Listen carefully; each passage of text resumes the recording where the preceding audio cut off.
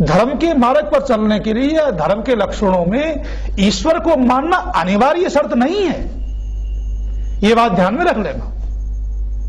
धर्म को मानना, ईश्वर को मानना धर्म के लिए अनिवार्य शर्त नहीं। धर्म के मार्ग में ईश्वर को मानने से धर्म का जो मार्ग है वो सुगम हो जाता है, ये अवश्य है।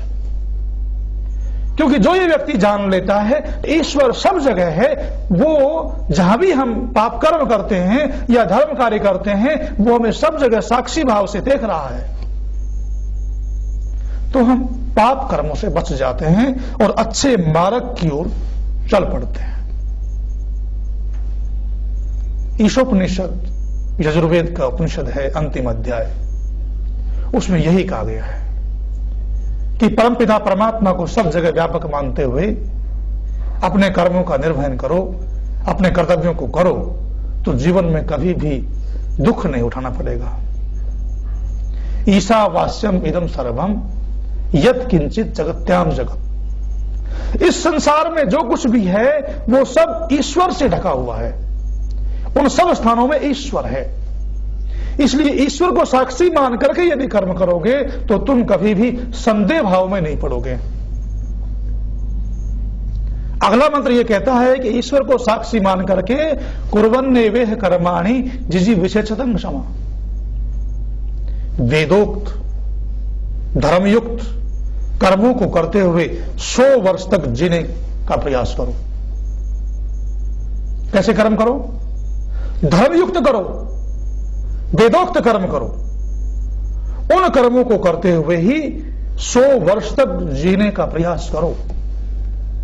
धर्मयुक्त कर्म करोगे तो जैसे मैं अपने साथ व्यवहार करता हूं वैसे ही दूसरों के साथ करूं तो दूसरे लोग भी मेरे साथ अच्छा व्यवहार करेंगे, मुझे सुख मिलेगा, और सुख मिलेगा तो मेरी आयु भी 100 वर्ष की होती जाएगी। क्योंकि सब दृष्टियों से, चाहे प्राकृतिक पदार्थों में संतुलन करने की दृष्टि हो, चाहे अन्य जड़ पदार्थों में संतुलन करने की दृष्टि हो, चाहे प्राणियों के प्रति, मनुष्यों के प्रति मित्र की भावना की दृष्टि हो, सब दृष्टियों में धर्म का हम पालन करेंगे तो उस धर्म का पालन करने से हमें सुख मिलेगा। दुनिया के जितने भी आज तक वेद से लेकर के धर्म ग्रंथ हुए हैं वो सब धर्मयुक्त कर्म करने का उपदेश देते हैं। मैंने बताया था कि धर्म का मतलब संप्रदाय या मजहब या पंथ नहीं है। संप्रदाय, मजहब, पंथ तो अनेक हो सकते हैं, परंतु धर्म एक ही होता है और वो ईश्वर प्रणीत होता है। धर्म, संप्रदाय या पंथ तो व्यक्ति स्थापित करते हैं और धर्म को स्वयं ईश्वर स्थापित करते हैं, हमारे अंतःकरण में धर्म की पालन की प्रेरणा देते हैं।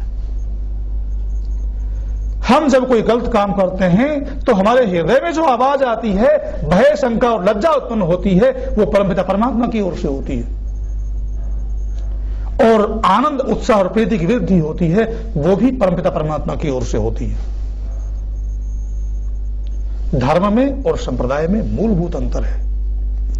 आज जो ये कहा जा रहा है कि संसार में धर्म के नाम पर लड़ाई झगड़े हो रहे हैं या होते रहे हैं या होंगे, ये मिथ्या है।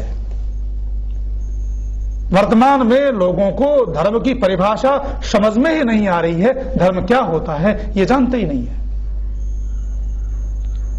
और एक और बात का बहुत जोरों से प्रचार किया जाता है, मजहब नहीं सिखाता आपस में बैर रखना। एक तरफ तो ये कहते हैं कि धर्म के नाम से झगड़े होते हैं और एक तरफ उससे विपरीत बात कहते हैं कि मजहब नहीं सिखाता आपस में बैर रखना, जबकि तथ्य यह है कि मजहब ही सिखाता है आपस में बैर रखना। दुनिया में जितनी भी लड़ाइयां हुई हैं या हो रही हैं या होंगी आगे भी, वो सब अपनी विचारधारा को आगे बढ़ाने के लिए होती हैं, अपनी बात को मनवाने के लिए होती, और अपनी बात को जहां मनवाने की बाध्यता होती है, अपनी बात को मनवाने का जहां आग्रह होता है, अपनी विचारधारा की कट्टरता को जहां फैलाने की बात होती है, वही संप्रदाय होता है, वही मजहब होता है, वही पंथ होता है, उसे ही मत कहा जाता है। यही कारण था कि हमारे देश भारतवर्ष में विदेशी लोग एक हाथ में अपने संप्रदाय की पुस्तक को लेकर के और एक हाथ में तलवार लेकर के यहां आए थे। उस तलवार के बल पर और उस अपने संप्रदाय की पुस्तक के बल पर सारे देश को अत्याचार से युक्त कर दिया था, सारे देश पर अन्याय ढाया था। वो धर्म के नाम पर नहीं हुआ, संप्रदाय के नाम पर हुआ। धर्म तो ये सिखाता है, धर्म तो ये कहता है, हे प्रभु, धर्म का अनुयायी, वेद का अनुयायी, सनातन धर्मी प्रातः उठते ही मैंने बताया था कामना करता है, हे प्रभु सर्वे भवन्तु सुखिनः, सब सुखी हों, सर्वे भद्राणि पश्यन्तु, सब अच्छा देखें, सर्वे सन्तु निरामया, सब निरोग हों, मां कश्चित् दुख भाग भवेत्, किसी को कोई दुख नहीं हो।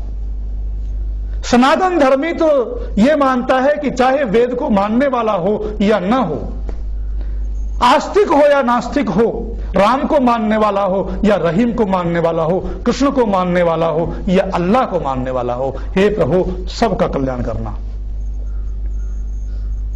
सनातन धर्म के जितने भी ग्रंथ हैं वो सब इसी धर्म पर चलने का उपदेश देते हैं। जब अत्याचार और अन्याय उत्पन्न होता है, जब अत्याचार और अन्याय धरती पर प्रादुर्भाव होता है, तो इसी धर्म की रक्षा के लिए हमारे महापुरुष अवतरित होते हैं। गीता का आरंभ तो धर्म से ही हुआ है। धर्म क्षेत्रे कुरुक्षेत्रे समवेता युयुत्सव मामका पांडवाश्चैव किम कुर्वत संजय। धर्म क्षेत्र में, कुरुक्षेत्र में पांडवों ने और कौरवों ने इकट्ठे होकर के क्या किया, हे संजय मुझे बताओ।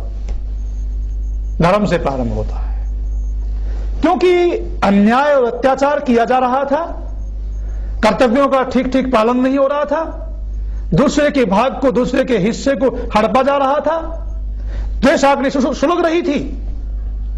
भगवान कृष्ण ऐसे समय में ब्रह्म स्थिति को प्राप्त होकर के अवतरित हुए थे।